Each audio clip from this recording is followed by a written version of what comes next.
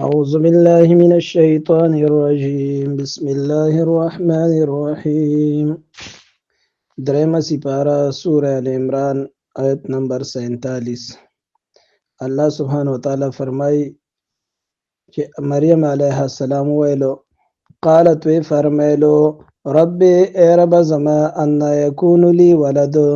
څنګه به زما لپاره اولاد زما زوی ولم یمسسنی بشر او ما ته نه رسول الله یو انسان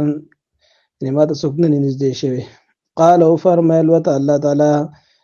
د جبرئیل علیه السلام په خوله باندې کذالک الله هم دارنګ کوي الله تعالی یخلق پیدا کوي ما یشاء څه چې غواړي اذا قضى امرا هر کله چې فیصله وکړي د خبره فانما يقول له فسوي الله تعالی غم عمل بارکه کن شان فیکون غشوی ويعلمه الكتاب او پو تور کی د کتاب والحکمت او پو حکمت دانای والتورات هم دارنګ تورات والانجیل او انجیل کتاب ورسولا او دی بر جوړوي رسول الی بنی اسرائیل طرف ته او بیا د عیسی علی السلام بسوی غوی ته انی قد جئتکم بشک ما تاسو راتل کړي دی به آیت من ربکم په نخ سره تاسو د رب د طرف نه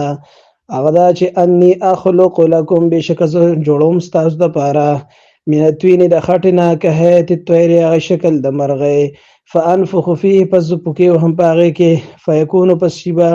طیرا باذن الله ما رغه د الله په حکم سره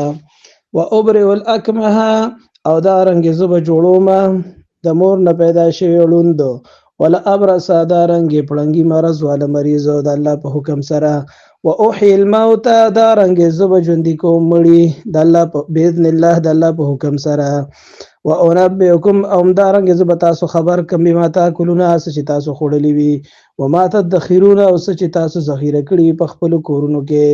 یعنی دا برته چې تاسو سره په کورونو کې څه دي او تاسو یو سره نه تاسو خوړلې دي فی بیوتکم تاسو په کورونو کې ان فی ذلک بشک بده خبرو کې لآیت لکم نخید د عبرت تاسو لپاره ان کنتم مؤمنین کې چره تاسو ایمان راوړونکي ومصدقا لما دارنګ زب تصدیق کوما لما بین یدی اج زمانه وړاندې تیر شوی دی من تورات وليحل لكم او دا چې حلال کوم تاسو لپاره بعض الذي بعض هغه احکامات بعض هغه سيزونه حرم علیکم حرام کړی شي دی پتا سو باندې وجئتکم امارات کړی تاسو ته به آیت من ربکم په یوه نخ سره ستاسو طرف د طرف نه فتقوا الله پس او یریګه د الله نه واتیون زما حکم نه اطاعت کې زما ان الله بشک الله تعالی ربي زما رب دې زمام رب دې وربکم استاسم رب دې فاعبدوه دا بندگیو کې هذا صراط مستقيم دا لار د نیغه فلما حس پس هر کله چې محسوس کړلو عیسی علیه السلام منهم الكفر د دوی نه کفر انکار قالوا فرمایل عیسی علیه السلام من انصاری سوک زما مددگار الی الله د الله د پاره قالوا فرمایل الحواریون عملګرو د عیسی علیه السلام حواریین نحن انصار الله من مددګاران یو استاد پاره د الله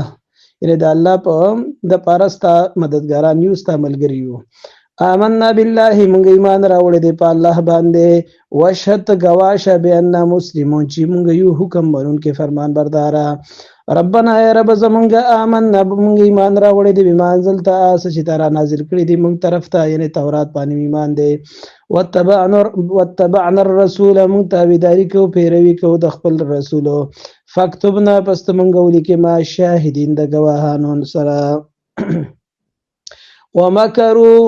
خدای يهوديانو تدبیر کو د بارکه خفیا ومکر الله تعالی هم تدبیر وکړو یعنی دوی د عیسی علی السلام د پانسی کولو تدبیر کو خو الله تعالی عیسی علی السلام بچ کړو الله تعالی په دغه يهوديانو کې یو کس د عیسی علی السلام په شکل کو الله تعالی د يهوديانو هغه پانسی کو الله تعالی عیسی علی السلام پورته تر محفوظ اسمان ته خېجولو والله خیر الماکرین الله ډېر غوره تدبیر کوونکی دی او یو روایت کې دا راځي چې دغه کم کس د عیسی علی السلام په شکل الله جوړ کو دا يهودي نه بلکې دا عیسایو الله علم دی بلکې مضبوط روایت دار چې کم کس د جاسوسۍ لپاره راغلیو عیسی علی السلام د قتل لپاره الله دا غنه چې دین